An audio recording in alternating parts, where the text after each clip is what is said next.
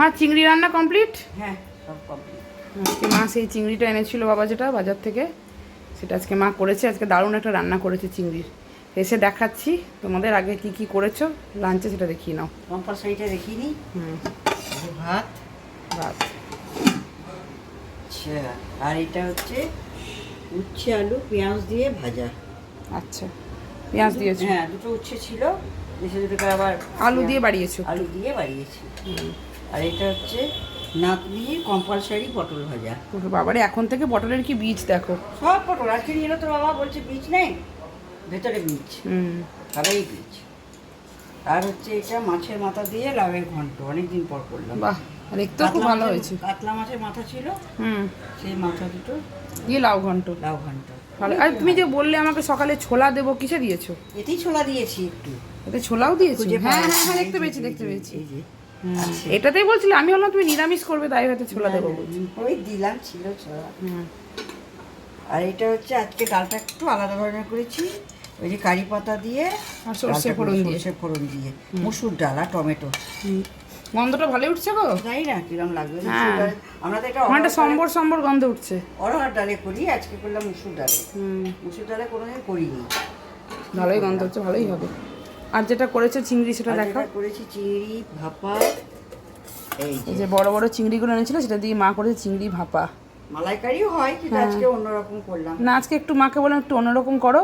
এই রান্নাটা খেতেও কিন্তু দারুণ হয়, তাই না মা? হ্যাঁ, খেতে খুবই ভালো লাগে। আমাদের একটু ঝাল কম পড়ে, লঙ্কা দেখতে পাচ্ছ ঠিকই, কিন্তু ঝাল একটু কম পড়ে। যদি ঝাল ঝাল হয় না, মানে দুর্দান্ত লাগবে খেতে।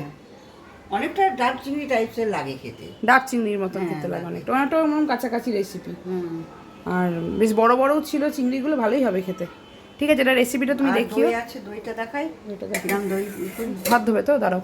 এই যে হাত ধুয়ে চলে এসেছে। দেখাতে ইচ্ছে করে দই পাতি, কেমন পাতি সেই জন্য। এবারে আলাদা আলাদা করে পাতা হচ্ছে না, সময় পাই না। রীত আছে না, গতবার রীত ছিল না? না, গতবার রীত ছিল, কিন্তু তখন শোয়া বাচ্চা ছিল, এখন দৌড়ানো বাচ্চা, ওই জন্য এখন আমরা সময় পাই না। ঠিক আছে, ঠিক আছে। আর মা তোমাদের সঙ্গে চিংড়ির রেসিপিটাও শেয়ার করবে, সেটা তোমরা দেখো, জানিও তোমাদের কেমন লাগলো। চলো তোমাদের সঙ্গে তাহলে এখানে চিংড়ি ভাপার রেসিপিটা শেয়ার করি।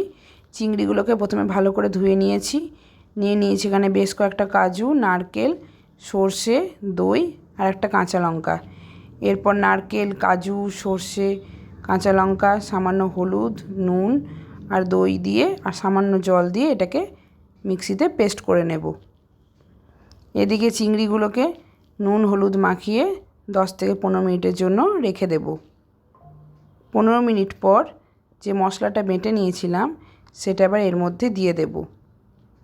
এরপর দেব তাতে সামান্য জল, দিলাম 4 পলা মতন সর্ষের তেল। এখানে তেল একটু বেশি লাগবে, তাহলে কিন্তু খেতে ভালো লাগে। এরপর হাতের সাহায্যে ভালো করে মশলার সাথে চিংড়িটাকে মাখিয়ে নিতে হবে। এখানে মাখানো হয়ে গেছে।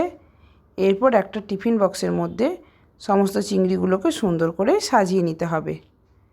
এখানে সাজানোও হয়ে গেছে। ওপর থেকে বাকি মশলাটা দিয়ে দিলাম, আর দিলাম বেশ কয়েকটা কাঁচা লঙ্কা আর 2 পলা মতন সর্ষের তেল। এরপর টিফিন বক্সের ঢাকনা বন্ধ করে দিলাম। এদিকে কড়াইয়ে জল গরম হতে দিয়েছি, দিলাম একটা স্ট্যান্ড, তার উপরে টিফিন বক্সটাকে বসিয়ে দেব। এরপর ওপর থেকে ঢাকা চাপা দিলাম। এই অবস্থায় 15 মিনিট মতন রেখেছি। 15 মিনিট পর ঢাকনা খুলে ঠান্ডা হয়ে গেলে দেখো, তোমাদেরকে খুলে দেখাচ্ছি কত সুন্দর হয়েছে চিংড়ি ভাপা। খেতেও কিন্তু দুর্দান্ত স্বাদের হয়েছিল।